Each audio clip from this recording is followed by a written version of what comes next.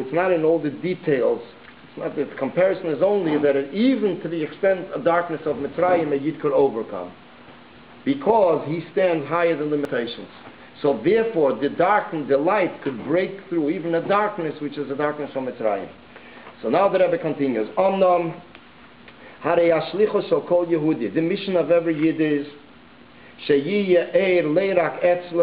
there should be light not only by him.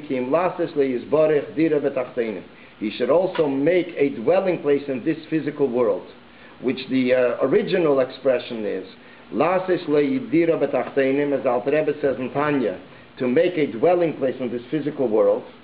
It actually originates from a medrash, from anthology, from medrash Tanchum in Parsha Nosei, that Nesava HaKadosh Baruch Hu Loderim Tachtenim. Hashem had a desire to live with the lower creations.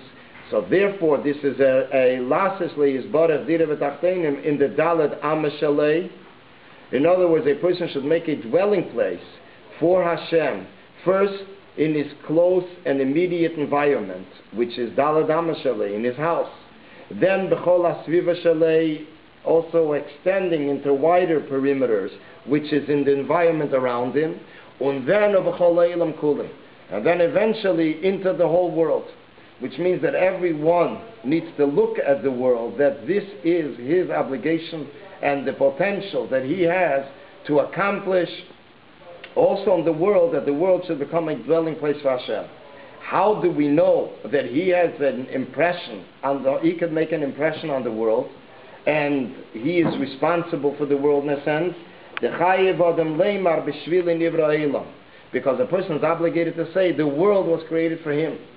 Since the world was created for him, so this means, in a sense, that the benefit that he's benefiting from the world, the benefit of the world is for him. But in addition to that, he also has to see to it to elevate the world and refine the world to a higher standard.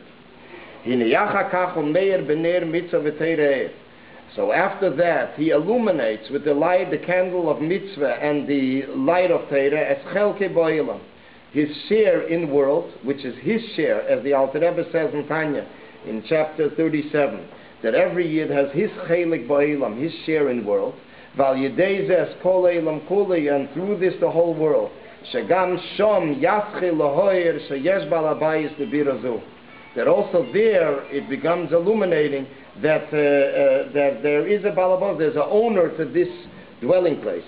But Shepeil Shom. This union started at Matan Torah, right? At Matan Torah it started at Fet Gashmias, yeah. And I'm saying the Alter Rebbe says first was Pesach. Right, Kvar Hoya Leilamim. But the whole unit of Dir B'Tachtonim started at Matan Torah. Matan Torah was, yeah. The decree was removed from the separation between spiritual and physical spirits, yeah. Vat Shepeil Shom Shol Yenim Yerdu Lamata. That he accomplishes that the higher spheres should descend to the lower spheres. That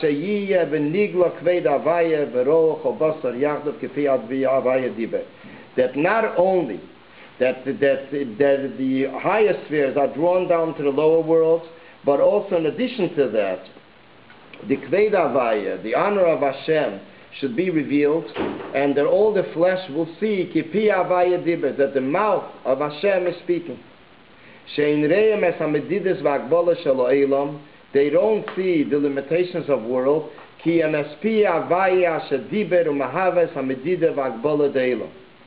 the Pi Havaya that spoke and creates the limitations of world, which means he is no longer seeing the limitations of world, but he's seeing the essence of world, which is higher than world.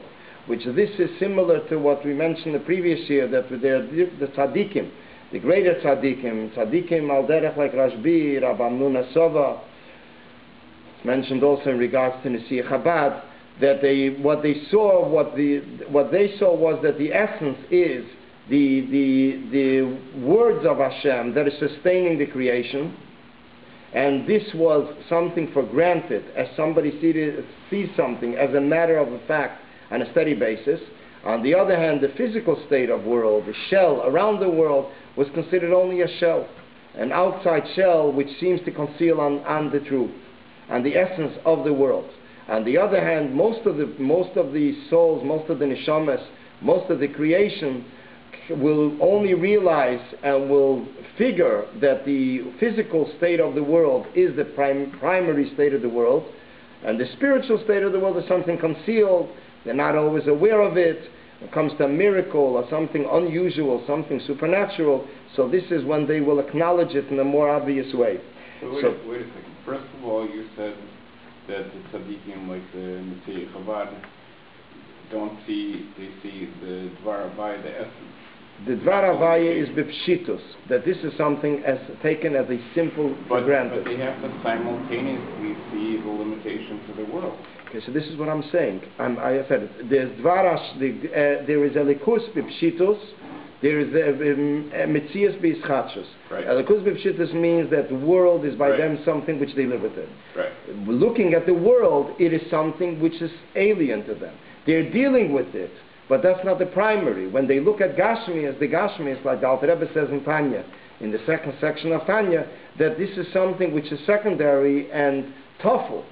Secondary in the extent that it doesn't even exist on its own. It is being generated and sustained by the Dvar Hashem. And the Rebbe says all the time that when Mashiach comes, that the Gashmis will be weaker, to the degree that the Neshama will be sustained from the Guf. Okay, so this is the stage in the upcoming redemption, when the Gashmis will be refined to the highest extent. Then it will be revealed in the Gashmis itself, as we mentioned over here in the same pasuk. The pasuk that Rebbe mentions here, V'ro'o chol basar yachtav. Basar means that the flesh itself will see the words of Hashem. In other words, not only the eyes of the flesh, but the flesh itself. So this is the second half of the pasuk. V'ro'o chol basar yachtav. That the flesh itself will see the words of Hashem. That not they don't see the limitation of the world. The word of Hashem, which spoke and creates the limitations of Elam, it becomes no more limitation. Because the framework is only an outer shell. Once it's opened up like a shell of a nut that's being removed, so then a person sees only the light and the inwardness of a deeper insight in godliness. Since they are seeing the words of Hashem,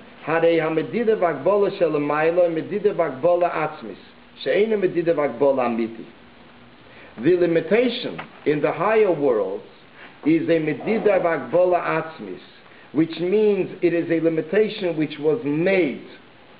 He himself, when we say limitation, it's not that the Eibishter is limited. Hashem is limited within the limitation. He himself limited himself. He limited himself that there should be nature, and B'meili conducts the conduct of world through nature, and then there is a way of conducting the world with miracles. The same way that Hashem limited himself to the extent that he should appreciate our fulfilling the commandments, fulfilling the mitzvahs. In the same sense, the relationship that Hashem has with the creation is a union of limitation. In the same sense that Hashem limited himself when he placed himself in the Bein Badei Orn, when he placed himself in the Orn, in the Kedesh HaKadoshim, it says Tzimtzum Shchinose. He limited himself.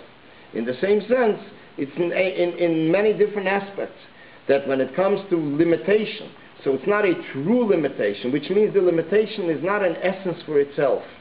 It is he as he limited himself.